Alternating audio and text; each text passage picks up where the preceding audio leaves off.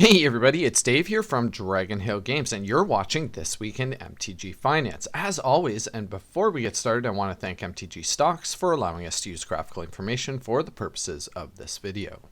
The Magic finance markets have been on an absolute tear lately, with our big winner this week being up over 2,500%. So let's dive right into our top 10 list, and we're going to start right here with the rack from Antiquities. The original printing of this card has been vaulted into the stratosphere. This is an all-time high of $55.50, and it's up 345% this week. The rack is not a reserve list card. In fact, you can get a 4th edition printing for just around $1. And the rack traditionally finds its home as a 4 of in Tier 2 modern discard decks. There's been a huge trend towards original printings of cards, and that's been going on for the last couple of months or so. But in reality, there is a massive market for original print cards. I myself prefer the original printings of cards wherever possible, as long as they're kind of reasonably priced. For example, my modern Tron deck has all original Urza lands in it. And I also have a modern discard deck that I play casually that has 4 original Antiquities copies of the rack. Of course, I got these years ago when they were much more reasonably priced than they are today. Here we have another card that's not on the reserve list in the number 9 spot this week, and that's Bad Moon from Revised. This particular printing is up 389% this week to $24.50. You can pick up an alternate printing, for example, a 4th edition printing for around $1.75. It's been printed a lot, this card. Decent enchantment for mono black decks. For just 2 mana, we're getting all black creatures get +1/+1.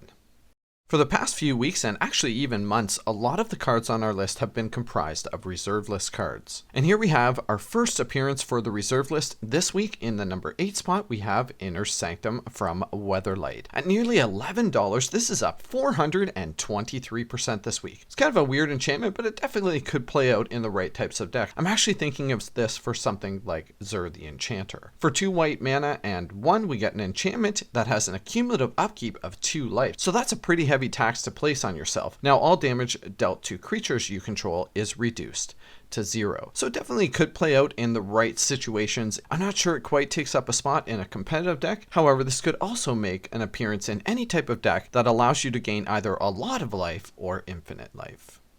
Our number 7 winner this week appears to be the target of a buyout. However, this card is also not on the reserve list. That said, I don't think they have a good reason to ever really reprint Reflecting Mirror. It's kind of a wonky artifact. It costs 4 mana, and then you can pay X and tap it, and a spell that only targets you, you can have that redirected to another player. But X is twice that spell's casting cost. It just seems like a card to me that's super situational and really not all that effective overall. In fact, over on EDH Rec, it appears in only 14 decks of the over 480,000 deck listings.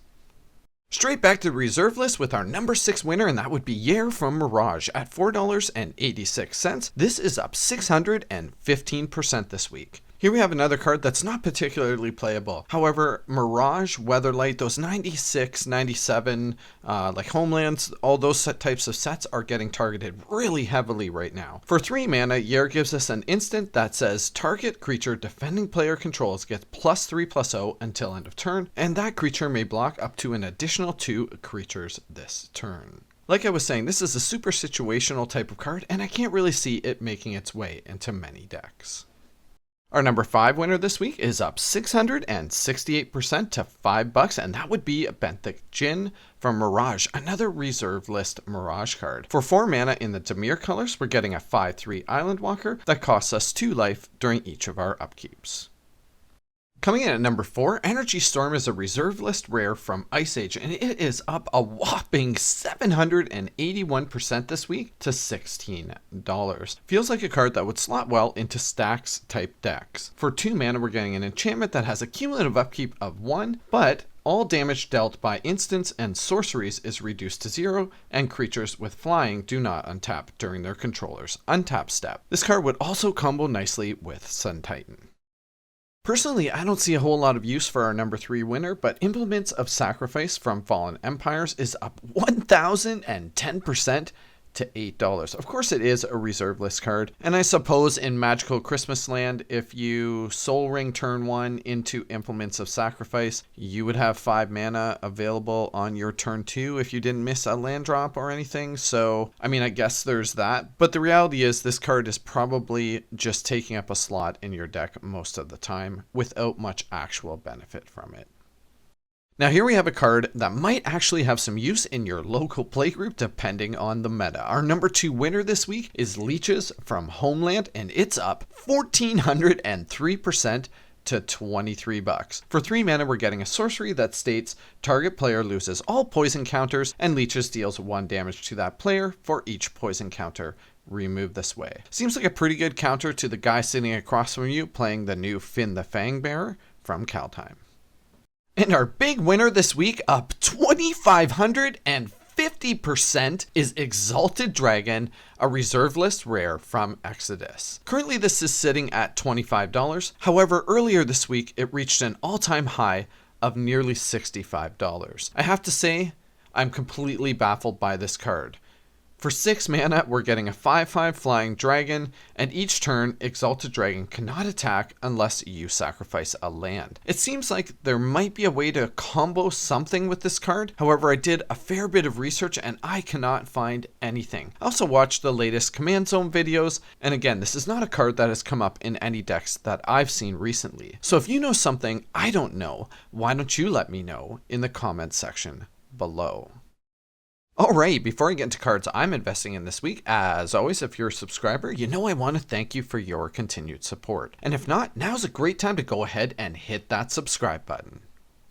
So the first card I'd like to talk about today is Ferexian Tower, specifically the new list printing. If you can find this card for around $17.50, I think this is an amazing pickup. It's long been a staple in black decks for Commander. Of course, it's a land that taps for colorless mana, but we can also tap it and sack a creature and add 2 black mana to our mana pool. It's had a few reprints recently, most notably in Jumpstart and Ultimate Masters, both with the new art. So the only other printing with this type of art is the original Urza's Saga printing. Like I was saying, if you can get your hands on one, these are a little bit difficult to find. There's not a lot of these list copies out there, but if you can get your hands on one for $17.50, it is a great pickup.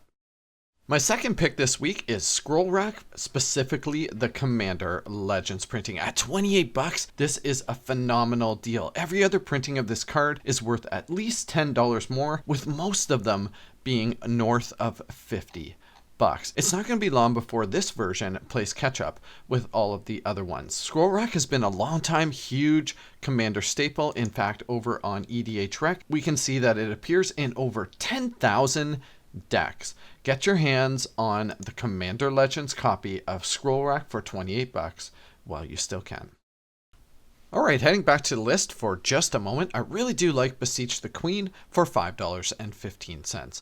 All of the other printings of this card are around the $6 mark, so there's definitely some room to grow here, but Besiege the Queen in general has been on the rise a lot over the course of the last 6 months or so. So I would expect first of all this card to play catch up with all of the other printings, but just Besiege the Queen in general to continue to be on the increase.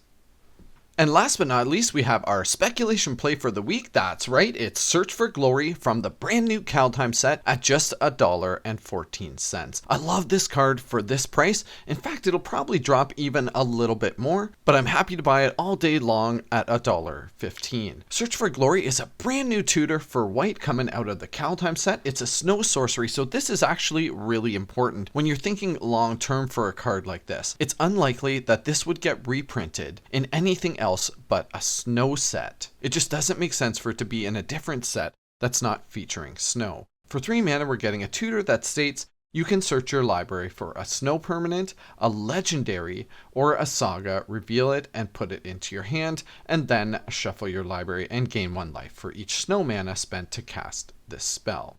While it is a little bit narrow, it does allow us to get any legendary permanent in our deck, which of course encompasses all kinds of creatures and virtually every planeswalker. Search for Glory is a great deal at around $1, and that is our speculation play for this week.